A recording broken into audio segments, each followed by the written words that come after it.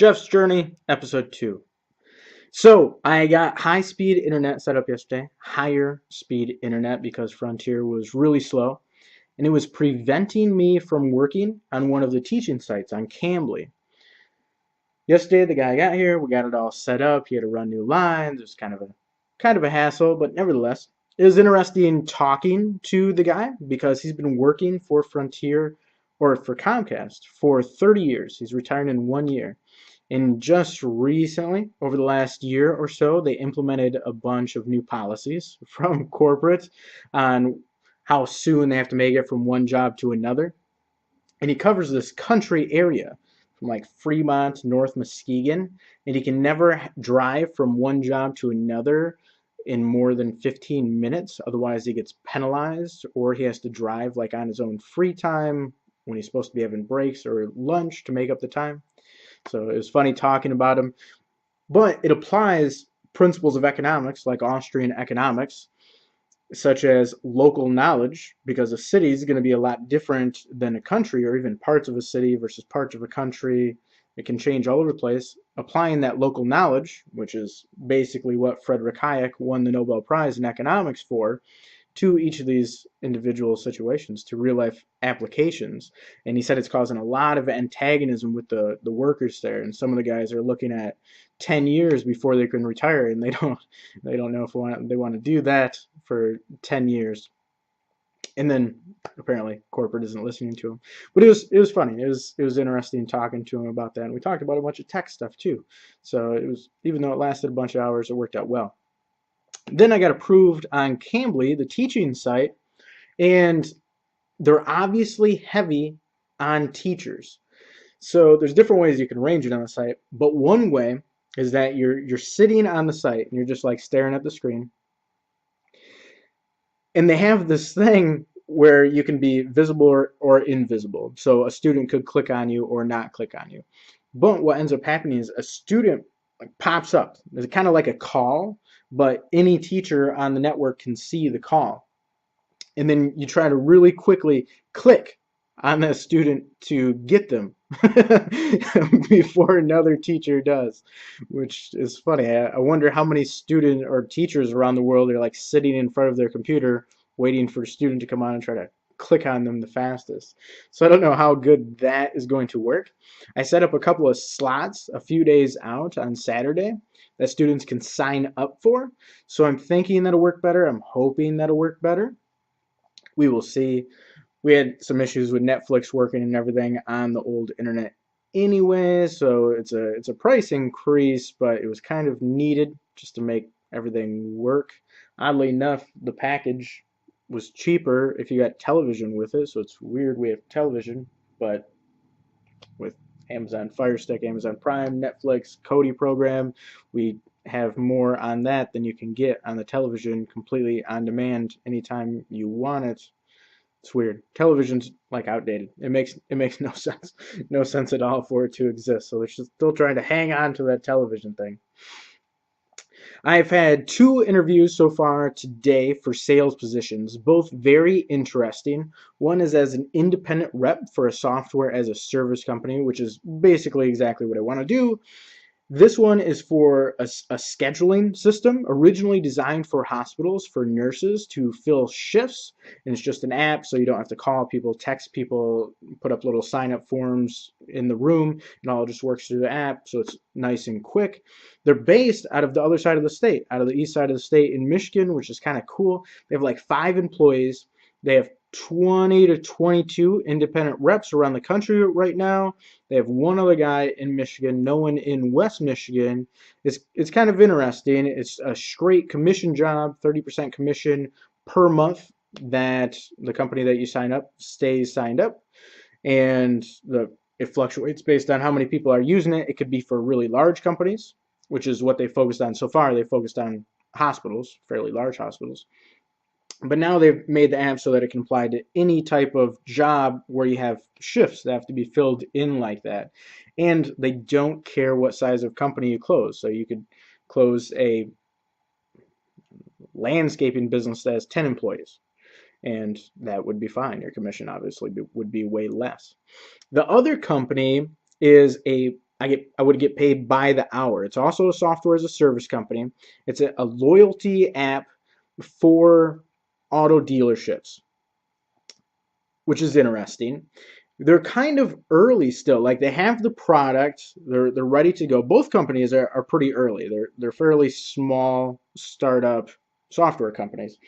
But this one about the auto dealerships, they're doing this thing. They have like a four step sales process they're kind of easing into over time, and right now they're trying to reach and learn, which was interesting, and then try and buy are their last two. It's kind of odd. It seems like kind of a slow play because sounds like they have it working, like the application's going and everything. I checked out their website, so it seems like they'd be wanting to make sales now as soon as possible to create revenue. Nevertheless, because of that setup, it's a little different in that it would be $12 per hour just to start. Now, working on kind of starting a new industry here, so that's not super great, but it's okay. It would be pretty flexible hours. I can do it remotely, which is exactly what I want to do since I want to do the digital nomad thing. That one could work out really good because as the company starts to expand and they start trying to close more of these accounts, they're going to need someone to close those. And then they're probably going to set up a commission structure that could grow right along with it. Also, both of the companies I talked about so far, I mean, the first one with independent reps, they don't have a script or anything. Like, go out there and sell. They don't care if you go randomly knock on doors or you call people or you take out ads online. It doesn't really matter for them. The other company, they have a script, but they're flexible. I wrote out some intro scripts for what they're trying to do based on Cardone and Belfort and sent those to them. So as long as you're willing to adjust there, that's cool. Because their script was okay, but it wasn't great and it wasn't super comfortable with it. It was okay. But if I can't adjust it, then I'll probably just iterate and find another company. I have one more interview in an hour, and this one's different. It's not software, it's metal brackets, but you're calling warm leads that have responded to ads of some sort. So they're giving you a list to call, and partly because of that, it's by an hour.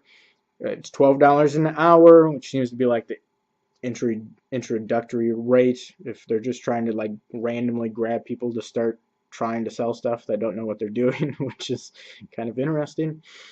And a $1,000 bonus for every 400 units sold, and it's designed to make countertops stick out a long ways, and they're adjustable. So basically, you'd be selling them to contractors, as far as I can tell.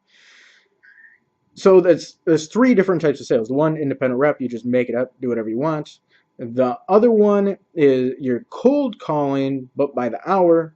So you're not even actually trying to close accounts. You're trying to essentially get them to watch an intro video to possibly close them later. So that's different. And then the third one, you're calling warm leads. So the first two went really well. We'll see how the third one goes. I might just take all three, and then depending on if you count Cambly or not, I'll be up to like 4 or 5 jobs again, which will be chaotic, but it'll be interesting. I also started writing a paper, which is a review of a psychology research paper, which is very interesting. First thing I recognized is now when I write stuff, I write how grammar should be, just how grammar would make sense, which doesn't necessarily align with the grammar that you have to write, such as in a school, right? It's like socially acceptable. It's what your third grade teacher taught you or whatever, because their third grade teacher taught them, because their third grade teacher taught them, such as making a comma inside of parentheses. Makes no sense. Inside of parentheses is supposed to be an exact piece from another whatever, book, article, something like that. You're arbitrarily putting a comma in at the end of that. Now, was that comma in the original piece or not in the original piece? We can't actually know. Plus, you wouldn't pause there, or it doesn't change where you would pause when you're speaking, because a comma is normally supposed to indicate a pause verbally. So the comma should be outside of the parentheses. That only makes sense. For some reason, we have this weird system where it's not, otherwise you get marked down in your grades, and then people do that for the rest of their life after school. So it's very odd. But it's very interesting because I haven't written a research slash review of a research paper in quite a while. I've been focusing on philosophy, which can be similar, but I've been trying to focus on writing stories that incorporate philosophy to get the points across in a more engaging way, which is interesting. So we'll see how it goes. I'll be interested to see which grade I get. Luckily, I have a lot of examples, so I'll be able to adjust, kind of take some inspiration, right? Like kind of copy their language patterns, and that's exactly what teachers want. They just want what they like. That's how you get the grade. So that's most of what I've been focusing on today, I guess. The last 2 days I haven't been able to watch an episode of The Walking Dead, so it's kind of fading. It would be nice to try to get an episode of that in today. We'll see. And then health-wise, I feel more energetic, but I have this natural tendency that when I feel a little bit better to go do a lot of stuff.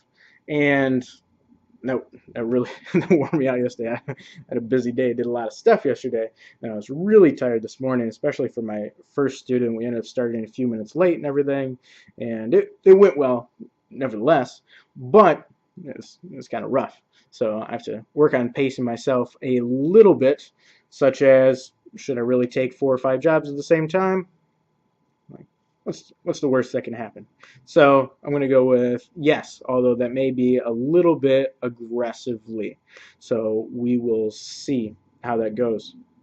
And that's really, that's kind of everything that's happened in the last 2 days. It doesn't really seem like much. It's just taken up a lot of time. It just takes up a lot of time, but really seems like I should be able to get more done in that amount of time. So I will work on that. But until next time,